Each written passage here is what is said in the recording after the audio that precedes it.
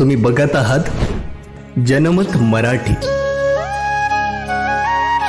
नाशिक ग्रामीण जिल्ह्यातील मालेगाव शहरासह नजीकच्या तालुक्यांमध्ये मोटारसायकल चोरीचे वाढत्या गुन्ह्यांना प्रतिबंध होण्यासाठी पोलीस अधीक्षक विक्रम देशमाने यांनी नावउघड गुन्ह्यांचा आढावा घेऊन कारवाई करण्याचे आदेश दिलेले आहेत।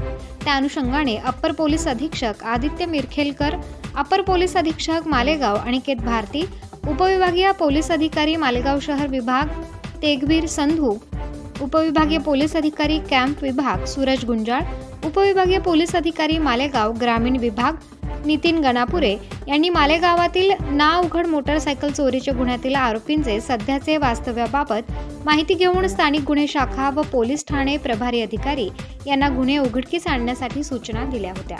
त्यानुसार स्थानिक गुन्हे शाखेचे पोलीस निरीक्षक राजू सुर्वे यांच्या पथकातील अधिकारी व अंमलदार हे मालेगाव शहरातील नावउघड मोटारसायकल चोरीच्या गुन्ह्यांना समांतर तपास करत असताना गुप्त बातमीदारामार्फत माहिती मिळाली की जायखेडा पोलीस ठाणे हद्दीतील वाडी पिसोळी गावात काही संशयित चोरीच्या मोटारसायकल विक्री करण्याच्या उद्देशाने येणार असल्याची खात्रीशीर बातमी मिळाली।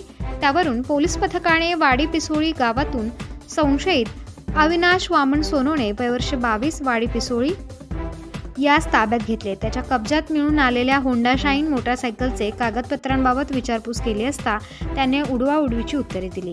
त्यास विश्वासात घेऊन सखोल चौकशी केली असता त्याने व त्याचे साथीदार आबा पंडित खैरनार वयवर्ष 35 राहणार जायखेडा, सतीश चंद्रभान सोनोने वयवर्ष 36 राहणार वाडी पिसोळ तालुका सटाणा व एक विधी संघर्षित ग्रस्त यांच्यासह मिळून सदरची मोटारसायकल जायखेडा गावातून चोरी केल्याची कबुली दिली आहे। जबाबदारी न्याय